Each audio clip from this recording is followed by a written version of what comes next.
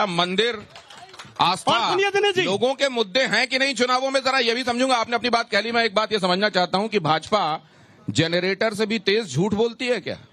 ये अमित जैन जी से जानना चाहता हूं। देखिए, प्रदीप जी जो कह रहे हैं असत्य कह रहे हैं। भाजपा हमेशा विकास की बात करती है। माइक को करीब रखिए मुंह के जी। भाजपा हमेशा विकास की बात करती है। भाजपा कभी भी डिवीजन की बात नहीं करती। भाजपा कभी भी डिवीजन की बात नहीं करती। भाजपा हमेशा विकास के मुद्दों की बात करती है। भाजपा ने 2014 में हमारा देश विश्व की 11वीं अर्थव्यवस्था था। 2014 के बाद में आज हमारा देश विश्व की 5वीं अर्थव्यवस्था है। ये भी आने वाले समय में ये भी जनरेटर चल रहा है हमारा देश। नहीं जनरेटर चल रहा है क्या? पहली 3वीं अर्थव्यवस्था में एक होगा। क्या भारत 2014 में कितना कर्जदार था? आज भारत में कितना कर्जा ये बताई थी मंच से।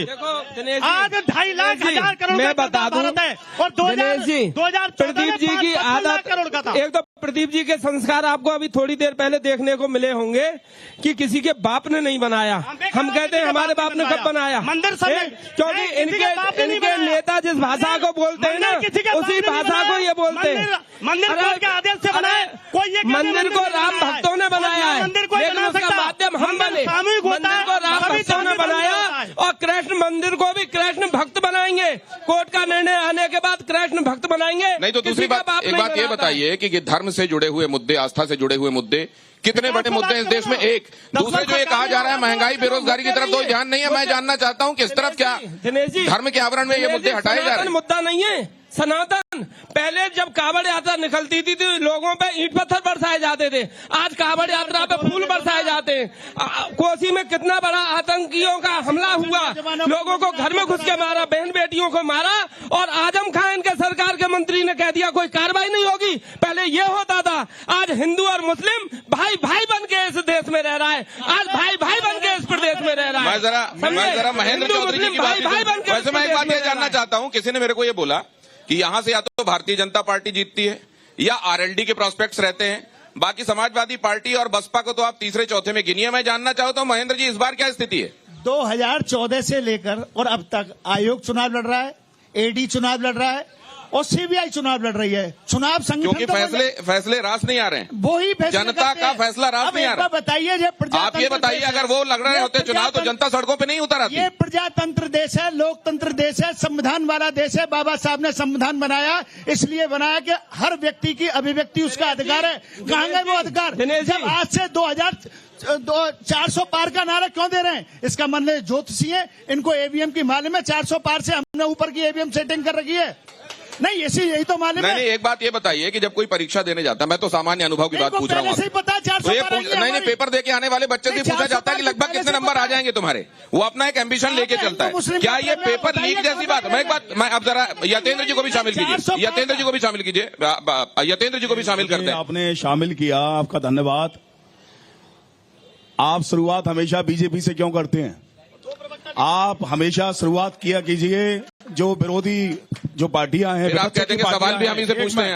आप सत्ता में भी हम नहीं है और सवाल भी हमसे पूछ रहे हैं। करिए कि भाजपा सत्ता में है, ठीक है, ये लोग झूठ की फैक्ट्री हैं और इन लोगों ने, मैं समझता हूं, जैसे आपने कहा, एक मिनट शांत रहिए, जैसे आपने कहा कि आपको क्या ये राह आसान लग रही है, तो इनको तो आसान लगेगी, क्योंकि इनके लिए तो झूठ की जो डगर और राह होती है वो आसान होती है। राह तो सच की, जो सच होता है उसकी राह कटिंग होती है, तो इनको तो लगेगा। दूसरी बात इन्होंने कही कि आस्था पे चुनाव नहीं होगा। आस्था तो, अगर सनातन की आस्था की बात करो तो सनातन की आस्था, जैसे यहां इस देश में मुसलमान सनातन धर्म में आस्था रखता है और मुस्लिम धर्म में सनातनी भी आस्था रखते हैं। ये वो हिंदुस्तान है जहां हिंदू और मुस्लिम दोनों ने मिलकर इस देश को आजाद कराया और अपनी कुर्बानियां दी। ये लोग बिल्कुल फरेबी लोग हैं, झूठे लोग हैं और देश को गुमराह करने का इन्होंने ठेका ले रखा है। मैं जनता के पास भी जाने वाला हूं, आप लोग तैयार रहेगा अपने सवालों के साथ, हाथ ऊपर करके रहिएगा ताकि मैं जल्दी से मेरी सुनिए। अगर ये आस्था की बात करते हैं तो यमुना किनारा क्षेत्र के सैकड़ों लोग यहाँ खड़े हुए हैं, इनसे पूछिए कि क्या इन्होंने यमुना की आस्था के लिए किया। ये अपने दिल पे और हृदय पे हाथ रख के कह दें कि यमुना के लिए पिछले 10 सालों में आपने एक बात कही, उसका जवाब लेता हूं मैं। राह जो होती है वो सच की मुश्किल होती है। आप फरेब और झूठ की राह पे चल रहे हैं, इसलिए आपके लिए सब आसान है, ये कहा जा रहा है। जतेंद्र जी जो कह रहे हैं झूठ और फरेब की राह पे चल रहे हैं, ये जनता तय करती है, ये तय करते हैं, ये जनता तय करती है और जनता फिर तय कर देगी 2024 को। 4 जून को सुनो, गुमराह करने में मैं मानता हूँ जनता के बीच में जाना पड़ेगा। आता हूँ महेंद्र जी, आता हूँ आपके पास भी आता हूँ। थोड़ी देर के लिए शांति से जनता की बातें भी सुनिए, बहुत जल्दी मैं आपसे, ये सारे नेता खड़े हुए हैं, ये सारी पार्टी के नेता खड़े हुए हैं, एक इनसे बहुत मामूली सा क्वेश्चन है। किससे सवाल? सबसे क्या आप और मैं ये समझते हैं कि इस देश में बेरोजगारी नहीं है? क्या मैं और आप समझते हैं कि महंगाई नहीं है? ये सारी चीजें होते हुए पर ये जो महंगाई हो रही है वो इसलिए हो रही है कि यहाँ कहीं भी काम नहीं है लोगों के लिए। महंगाई का बीच का कारण बता दूं आपको, मेन जैसे आपने ये शर्ट खरीदी, इसका टैक्स आप दे के आए, मगर जो दुकानदार जो आपसे टैक्स लिया है वो टैक्स उस गवर्नमेंट के पास नहीं जा रहा है। ये उस चीज को कोई कहने के लिए तैयार नहीं है। और जब देखिए धर्म के नाम पे जनता को बरगलाएंगे सब लोग, सुन लेना मेरी बात, जाति के नाम पे बरगलाएंगे, ये बहुत बड़ा मुद्दा है। उनको बरगलाने के बाद महंगाई और बेरोजगारी सुनील जी दिखाई नहीं दे रही है क्या? जवाब भी लीजिए ना, लंबा सवाल मत कीजिए, छोटे सवाल कीजिए प्लीज। सर मेरा मात्र एक सवाल भाजपा के नेताओं से है। डबल इंजन की सरकार मथुरा में है, उत्तर प्रदेश में है, जमुना के नाम पर क्या हुआ? मथुरा के युवाओं के लिए क्या हुआ जो बेरोजगार को? यमुना की सफाई, आइए जवाब ले लीजिए। अगर बहुत लंबे सर 30 मिनट का कुल कार्यक्रम है सर। एक शब्द बोलना चाहता हूं सर। अब नक्सलवादी देख नहीं रहे, आतंकवादी देख नहीं रहे, मोदी जी के राज में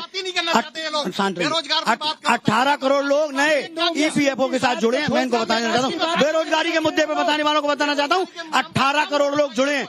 और इस समय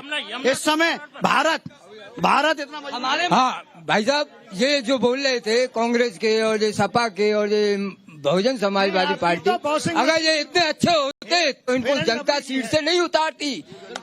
इस बात पे गौर करते हैं क्या आप लोग? आता भाई साहब, हालात ये हैं कि विपक्षी पार्टियों को प्रत्याशी नहीं मिल रहे, जो नाम आ रहे हैं वो बदले जा रहे हैं, तो इनको भी पता है कि मतलब करना क्या है हमें, ये खुद नहीं डिसाइड कर पा रहे हैं। अब फिलहाल चुनावों तक कुछ तो बोलना।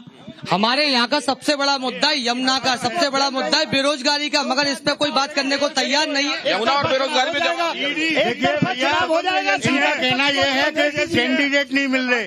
अगर कैंडिडेट नहीं मिल रहे तो ये गठबंधन करते क्यों घूम रहे हैं? हमारे नरेंद्र सिंह जी 2nd नंबर के कैंडिडेट थे। अब की बार हेमा जी को पता था कि नरेंद्र सिंह जी MP बन सकते हैं, तुरंत गठबंधन कर लिया और नरेंद्र सिंह जी को ले गए साथ में। RLD के साथ गठबंधन की बात की जाए। मैं भाजपा की से एक बात करना चाहता हूँ। इन्होंने 400 पार का नारा दिया है। मुस्तकिम कुरैशी मेरा नाम है, MIM जिलाध्यक्ष हूँ। 400 पार का नारा दिया। इन्होंने ये नहीं कहा 400 पार सीट कर पार करेंगे। हम इनसे पूछना चाहते हैं 400 पार पेट्रोल होगा, 400 पार डीजल होगा या 400 पार गैस होगा? क्या होगा ये? 400 पार क्या होगा बताइए। देखिए, ये कृष्ण का घर है, योगी राज का जन्म स्थली है और यमुना जी कृष्ण भगवान की पटरानी है। आज 20,000 करोड़ रुपए नमामि गंगे का आया है और 35,000 करोड़ रुपए तीर्थ विकास का आया है। आप बताइए, विश्राम घाट यमुना जी का मुख्य तीर्थ है, क्या 1 रुपया कहीं लगा है या किसी घाट पे इन्होंने लगाया? इन कांग्रेसियों को लगता है कि बैल अभी दूध देगा, है ना? 65 साल इनके 40-50 सीट आ गई। इनके अपने कुकरम इनको है, इनके याद आ रहे हैं। इन्होंने देश के टुकड़े कर दिए, इन्होंने लाखों हिंदुओं को मरवा दिया, उसके बावजूद भी ये उसकी बैल का दूध नजर आ रहा है। भाई साहब ने ये कहा कि कांग्रेस देश के टुकड़े कर रही है, सबसे ज्यादा देश के अंदर एक जरा यमुना के संदर्भ में आपसे जवाब चाहूंगा सुनील जी। मैं आपको बता दूं दिनेश जी, यमुना जी की किताब है, हमेशा वाले लोग काम करती रही है। जो आप ये बताइए, दूषित मानसिकता ने हम अपने यहाँ जो पानी है, जो गंदा पानी आता है, उसको बंद करने का काम भारतीय जनता पार्टी ने किया। यमुना जी को